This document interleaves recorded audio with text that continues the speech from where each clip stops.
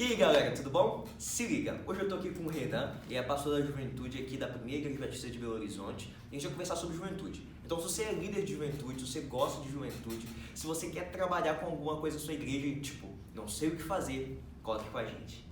Se liga, ô Renan, antes de estar aqui em Belo Horizonte, você passou por outras igrejas, não foi? Sim. Primeiramente, olá, obrigado pelo convite, muito bom estar aqui. Oportunidade. Que oportunidade. Essa é banha. Então, meu nome é Renan Nossi, tenho 24 anos. 24. E eu saí de Belo Horizonte com 18 anos, onde eu fui para o Rio Grande do Sul, fiquei ali 2 anos, tendo uma experiência maior na parte missionária e trabalhando com juventude também. Nesses 2 anos tive a oportunidade de ir a missões na Argentina, Chile, Que da hora, mano. Foi um tempo muito legal nessa parte missionária.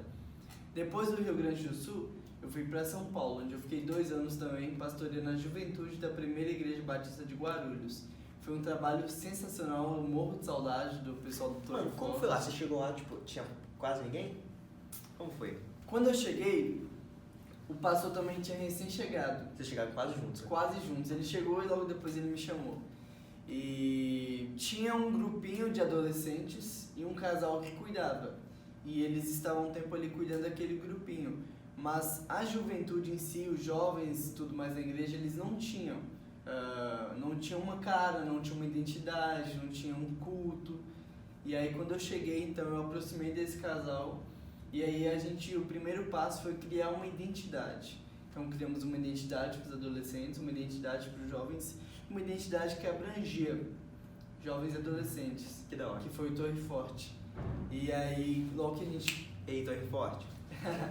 vou mandar pra galera lá. E aí logo que a gente criou uma identidade, os adolescentes e os jovens então assumiram aquela identidade e começaram a vestiram a camisa literalmente, começaram a dar o gás para que aquilo acontecesse. Pode crer. E aí foi nisso que começou a crescer, começamos a fazer eventos fora da igreja, até fizemos um congresso que foi muito legal, o Congresso Torre Forte foi Que da hora, sensacional.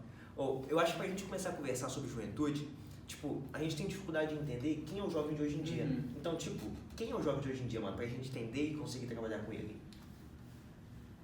Antigamente, até se a gente for pela ata da convenção, vai ter idades, dizendo onde inicia e onde termina. Só que isso não dá certo, cara. Por exemplo, eu tenho hoje na minha juventude adultos de 38 anos. 38? 38 anos. Tenho na minha juventude crianças de 11 anos. Então não dá pra gente limitar por idade. Eu acho que são fases na vida. Então, por exemplo, eu tenho pessoas casadas na minha juventude que ainda se veem como jovens, preferem estar aqui do que estar com os mais velhos. Então, o jovem de hoje são pessoas que talvez ainda não se enxergam na fase adulta e que querem envolver, querem participar, querem estar aqui no momento de descontração, na palavra diferenciada. O jovem de hoje a gente não define pela idade e eu também não fecho portas por idade. Saquei, faz sentido. Lá no Torre Forte, por exemplo, tinha um Oasis. O Oasis era um momento dos jovens. Lá eu fechava a porta por idade. Ah, saquei. Vou te explicar o porquê. Quando eu fiz a proposta do Oasis, o Oasis ele era um momento em que era para o jovem se sentir em casa, numa sombra no meio de um deserto. Só um parênteses. Não é o Oasis da Netflix, pô. Não. Tem a sériezinha lá. Horrorosa. Por sinal. A palavra Oasis é um lugar de um abrigo, um lugar de descanso no meio do deserto. Então era 11 horas da noite na igreja. Que dia da semana? Na sexta. Na sexta, 11 horas? Na sexta, Você 11 horas tá da doido, noite. Então quando eu levei isso em proposta numa assembleia tradicional, a galera me caçou. Então eu tive que me responsabilizar por cada um que estaria ali e como ia chegar em casa, a hora que ia chegar em casa. E acabava tipo 3 da manhã. Caramba. Então eu fechava portas para quem era menor de 18 anos por causa de responsabilidade. Agora, questão de, cara, eu tenho 40 anos e eu quero ir lá nos seus jovens. Eu vou falar, olha, talvez você vai estranhar, talvez você não vai se sentir tão aceito, mas, as portas estão abertas. Mas, ô Renan, por exemplo, a gente vive numa sociedade pós-moderna, pluralismo e tal, religioso, cultural, tudo. Mas, mano, quais são as características do jovem, tá ligado? Tipo, nessa pós-modernidade. Certo. As características do jovem, acho que é um jovem como Paulo fala, é um jovem inconformado, é um jovem buscando mudança, é um jovem com sede de mudança, mas ao mesmo tempo é um jovem que talvez não teve a criação e o preparo dos pais para sofrer, para ouvir não, para insistir e para batalhar. Caramba, mano, isso é perigoso? Muito, muito perigoso. Por quê? Porque se o jovem, cara, eu quero mudar o mundo, mas o primeiro não já me magoou, o primeiro não já me frustro, já quero sair da igreja, ou a primeira tentação não resisto. Então, o trabalho com o jovem hoje é você fortalecer a identidade dele, e essa identidade que vai mostrar que ele é a igreja, que ele é Cristo, onde quer que ele esteja.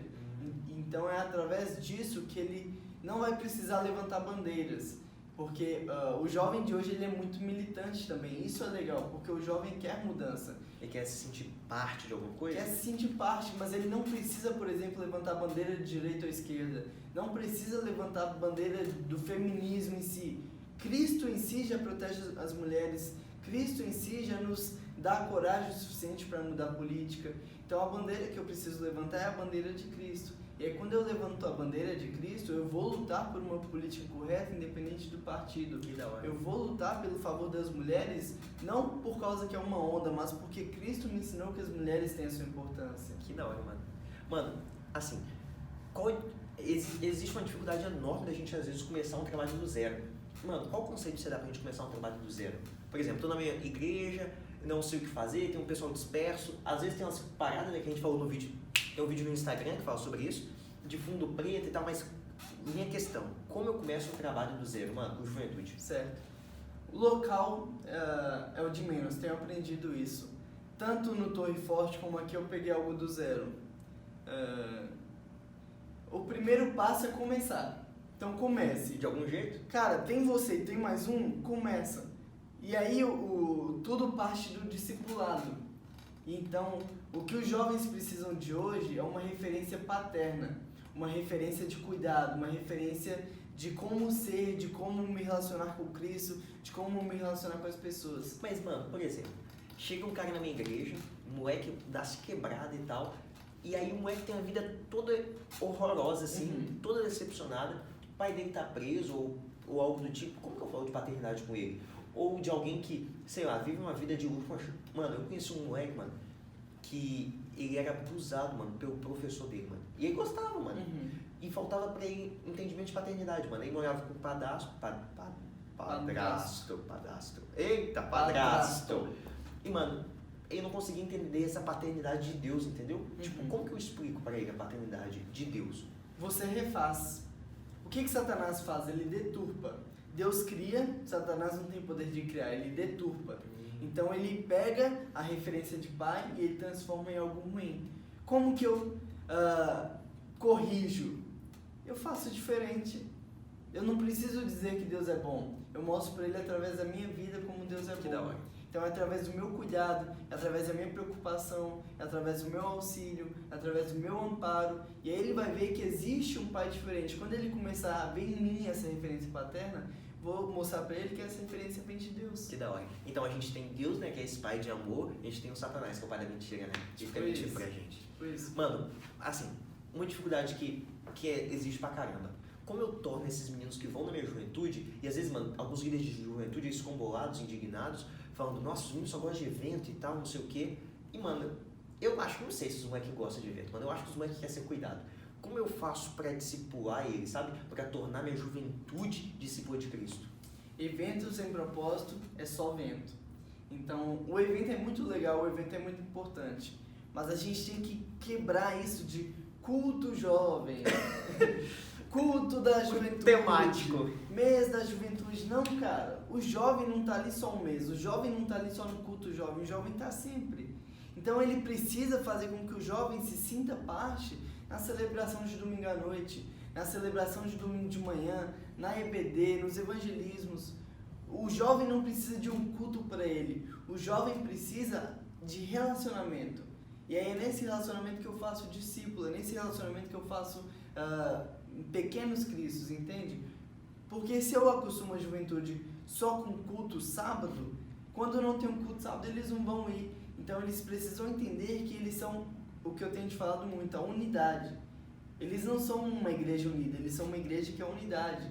Então eles são junto com você. Tem uma história que eu gosto muito que é o Ubuntu. Não sei se você já ouviu. O que é isso? Então, um antropólogo, ele estava na África e aí ele foi brincar com as crianças ali e ele falou, olha, vocês vão fazer uma fila e vocês vão apostar uma corrida. Quem pegar primeiro esse pacote quem chegar primeiro ganha esse pacote de bolacha. E aí ele falou assim, já. Quando ele falou já, as crianças deram as mãos e foram juntas. Todo mundo chegar junto. Todo mundo chegou junto. Ele falou, não, vocês não entenderam. Volta lá e só uma criança vai ganhar, mais rápida. E uma falou, não tio, Ubuntu, tio. Eu sou porque elas são porque eu sou. Não precisa que uma ganhe, todos nós podemos ganhar. Que legal, mano. E isso que é o que Cristo quer para a igreja, essa unidade. Então não é o jovem vai no sábado à noite e o resto da igreja de manhã. Não, cara, todo mundo é igreja. Então o jovem não tem um culto só para ele, o jovem é a igreja. Chegar a falar, nossos queridos jovens, aqueles pastores antigos, nossos queridos jovens vão ter um culto para eles no sábado, eles vão sentir a vontade. Eles são a igreja de amanhã. De amanhã, igual as crianças. As crianças são a igreja de amanhã, mas são as crianças já são de hoje, né, mano? Já são. E aí eu posso fazer uma programação diferenciada, porque sim, é bom, é atraente, é bonito, é legal, mas isso não pode ser o foco, isso não pode ser a essência. A essência é relacionamento, é interação, é conhecer, é ajudar, é o discipulado em si. Então, se você quer começar um ministério, quer começar algo na sua igreja, se relacione, conheça, aproxime, traga para perto.